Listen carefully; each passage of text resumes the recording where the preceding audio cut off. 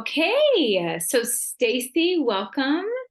Thank you. This is an interview about Stacy and her book that she's written. And this is one of a few interviews that I'm doing to try to motivate you, encourage you to either tell your story in writing form, continue writing, to tell it as a marketing piece for your entrepreneurial endeavor, to have it as a testimony, an elevator pitch, whatever you need. This is my way to encourage you to start or continue to tell your story. The best way I knew how to do that was to hear other people's stories and for us to get motivated, inspired, encouraged by what we hear and feel, maybe see, maybe sense. So, without further ado, let's hear Stacy's story. Yeah, so Stacy has written a book. And Stacy, remind me, how long ago was this book written and published? I think it was about 3 years, three Okay. years maybe, but don't hold me to that. Yeah, and you have it there. Do you want to hold it up? I don't have Yeah. it. Mm-hmm. Um, Unconditioned love. Mm-hmm. yep. Yeah.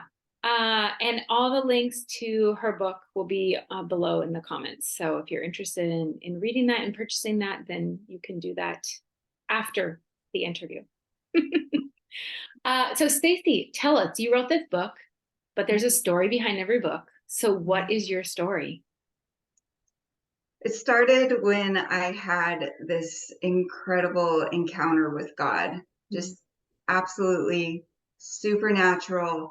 God showed me his heart, and that was the beginning of this amazing transformation. Then, about uh, 3 to 6 months later, I had a conversation with somebody, and and they started talking about um, the opposing political party, and basically saying that they're all evil people, and just really bad mouthing them. God had showed me in this encounter his heart for what was happening in this world where we're so divided because we're just focused on what we think other people are doing wrong, or wrong beliefs. And I had heart work to do on that. I was working on it, but because of that work that I was doing, I tried to explain that to this person who's also Christian, and he turned on me, and he got in my face and started screaming at me. And this is somebody that I care about a lot. So I had to process it overnight, and I write a lot to process, and I just knew this. I've got to tell the world what God is telling me. We can't. We've got to do better.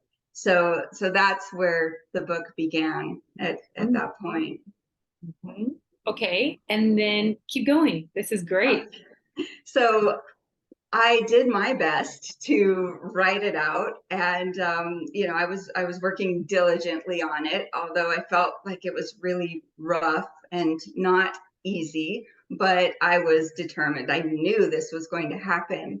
About 2 months into the process, I had a dream, and it was like the Matrix, where just these numbers were coming down. That's all I saw in the dream. I woke up and I knew that God had downloaded the whole book into me.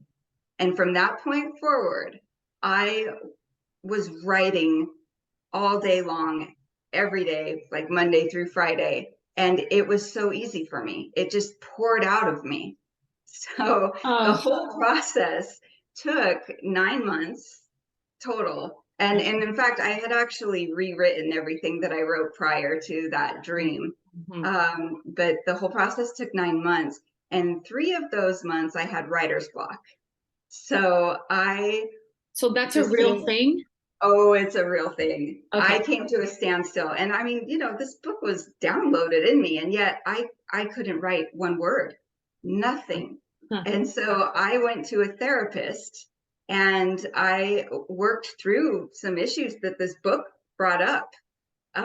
So yeah, I was able to work through the issues with her, and she also gave me some really good advice.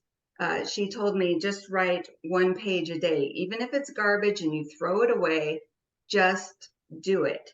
And after a week, I was back to writing again. Whoa. And yeah, just a couple of more months, and I finished it up. So you finished this book, and then did you go straight to like a publisher? What was the next step? There was a publisher that came to town. He was doing a tour, and so it was called Meet the Author, Meet an Author, Meet a Publisher, something like that. So I went out to see him, and I pitched my book, and he loved it, and he said, he's like, send it to me, yeah, and so I did, and he turned me down. Okay.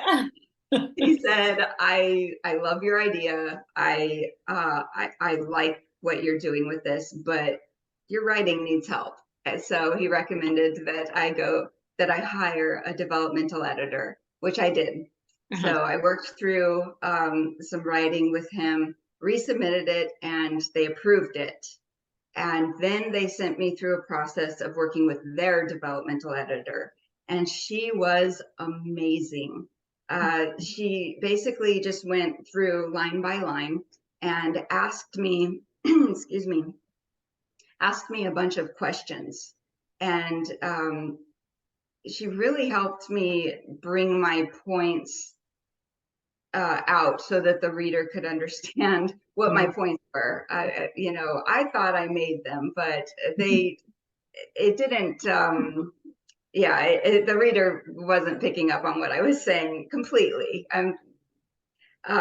So in addition to that, because she asked all of these really great probing questions, I was actually able to increase my word count by 30%.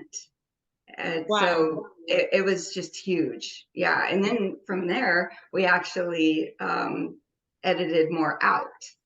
But Huh. it was an amazing process. And that 30% increase was just within 1 month. I was working day and night on this thing. Okay. Okay. Uh-huh. Okay. So then what I'm hearing from your story is that this was not a dream from little child Staci, or was it?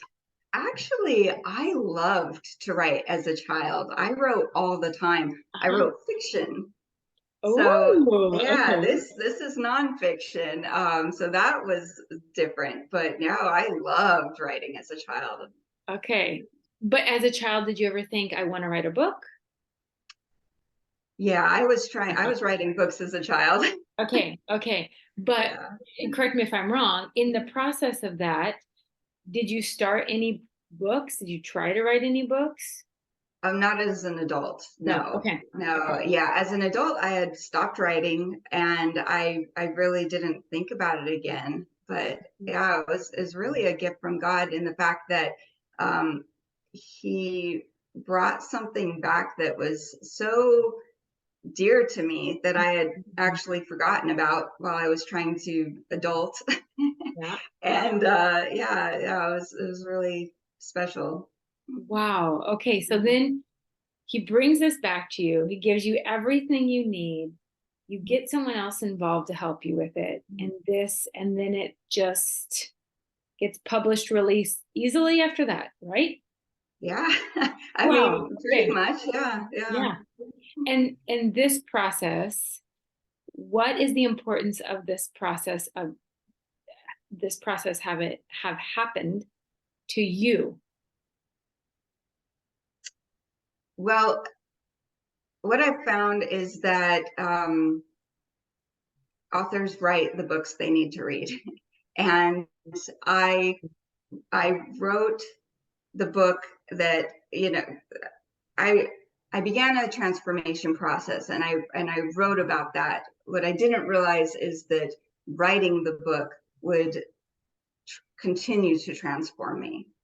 Mm, So that just it really helped me dive deeper and go deeper with God, deeper in understanding myself.